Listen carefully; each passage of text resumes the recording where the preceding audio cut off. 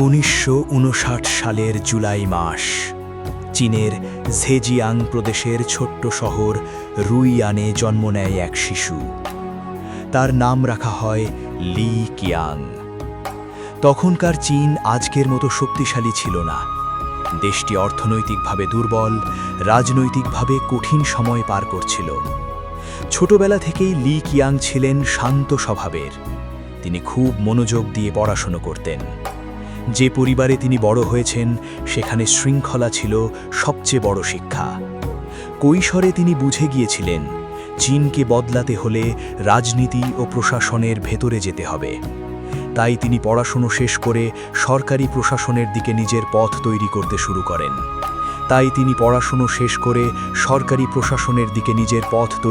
শুরু করেন। 1983 সালে তিনি আনুষ্ঠানিকভাবে চীনের কমিউনিস্ট পার্টিতে যোগ দেন। এটাই ছিল তার জীবনের সবচেয়ে বড় মোড়। চীনে ক্ষমতায় আসা সহজ নয়। সেখানে শুধু জনপ্রিয় হলেই হয় না, বছরের পর বছর প্রশাসনিক কাজের অভিজ্ঞতা লাগে। লি কিয়াং শুরু করেন একেবারে নিচের স্তর থেকে।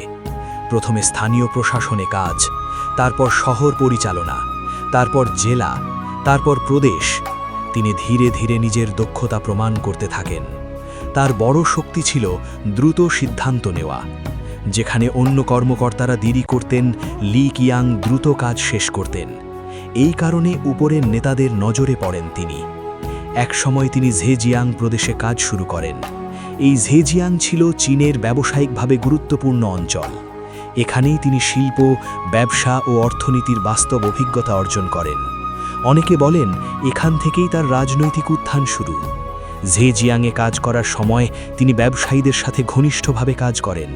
তিনি বুঝেছিলেন একটি দেশের শক্তি শুধু সরকারের হাতে নয়, অর্থনীতির হাতেও থাকে। এই চিন্তা পরবর্তীতে তাকে বড় নেতা হতে সাহায্য করে। তারপর তিনি একের পর এক বড় পদে উন্নীত হন। ইয়ংকাং শহরের পার্টি সেক্রেটারি, ওয়েনজো শহরের পার্টি সেক্রেটারি, এরপর ঝেজিয়াংয়ের গভর্নর। প্রতিটি পদে তিনি নিজের সক্ষমতা দেখিয়েছেন। চীনের রাজনীতিতে একটা বিষয় খুব গুরুত্বপূর্ণ, আপনি কতটা স্থিতিশীলভাবে অঞ্চল পরিচালনা করতে পারেন। লি কিয়াং বারবার প্রমাণ করেছেন তিনি সেটা পারেন। এটাই তাকে নিয়ে যায় আরও বড় মঞ্চে। 2016 সালে তাকে জিয়াংসু প্রদেশের প্রধান হিসেবে পাঠানো হয়। জিয়াংসু ছিল চীনের অন্যতম শক্তিশালী অর্থনৈতিক অঞ্চল। এখানে সফল হওয়া মানেই জাতীয় রাজনীতিতে প্রবেশের দরজা খুলে যাওয়া। আর ঠিক সেটাই হয়েছিল। মাত্র 1 বছরের মধ্যে তাকে ডাকা হলো আরও বড় দায়িত্বে, সাংহাই, চীনের সবচেয়ে গুরুত্বপূর্ণ শহরগুলির একটি। অর্থনীতি, ব্যবসা, আন্তর্জাতিক সম্পর্ক সবকিছুর কেন্দ্র।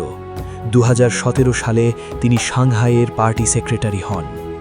এটা ছিল তার কেরিয়ারের সবচেয়ে বড় পদক্ষেপ, কারণ সাংহাই ভালোভাবে চালাতে পারলে পুরো চীন চালানোর পথ তৈরি হয়। লি কিয়াং তখন আর শুধু একজন প্রাদেশিক নেতা নন, তিনি হয়ে উঠেছেন জাতীয় পর্যায়ের শক্তিশালী নেতা।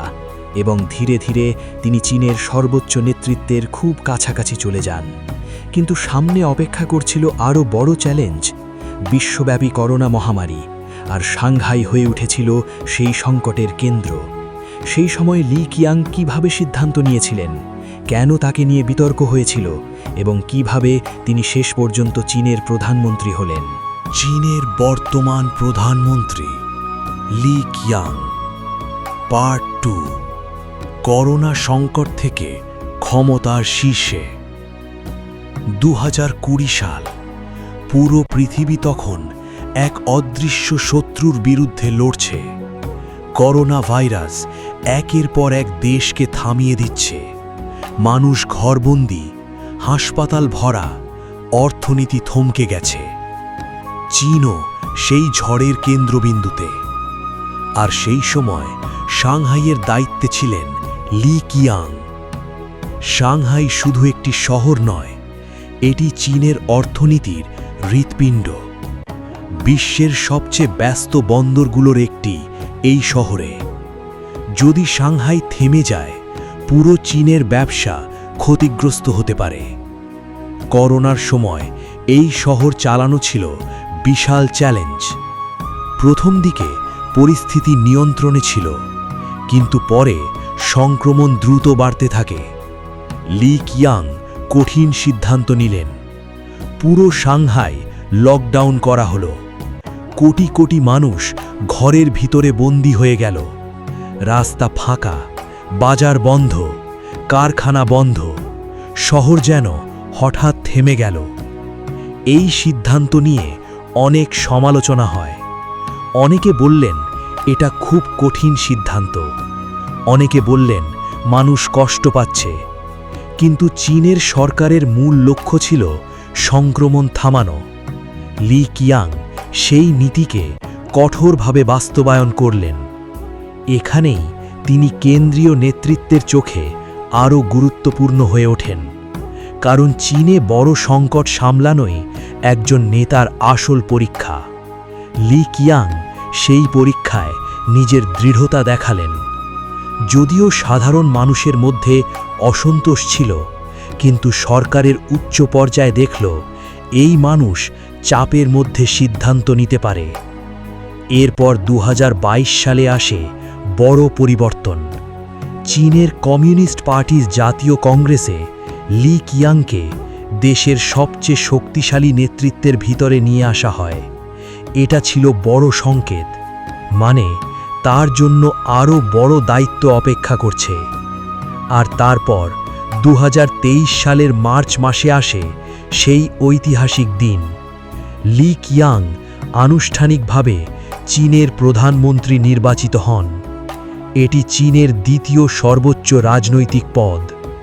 প্রধানমন্ত্রী হিসেবে তার মূল দায়িত্ব দেশের অর্থনীতি চালানো, উন্নয়ন পরিকল্পনা করা, কর্মসংস্থান বৃদ্ধি করা এবং দেশের প্রশাসনিক কাজ পরিচালনা করা।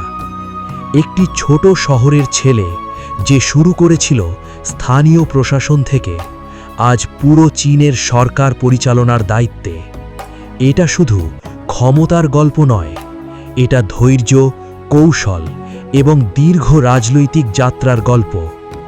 কিন্তু প্রধানমন্ত্রী হওয়ার পর তার সামনে সবচেয়ে বড় প্রশ্ন ছিল, করোনার পর চীনের অর্থনীতি কিভাবে আবার শক্তিশালী হবে, চাকরি কিভাবে ফিরবে, ব্যবসা কিভাবে আবার দাঁড়াবে।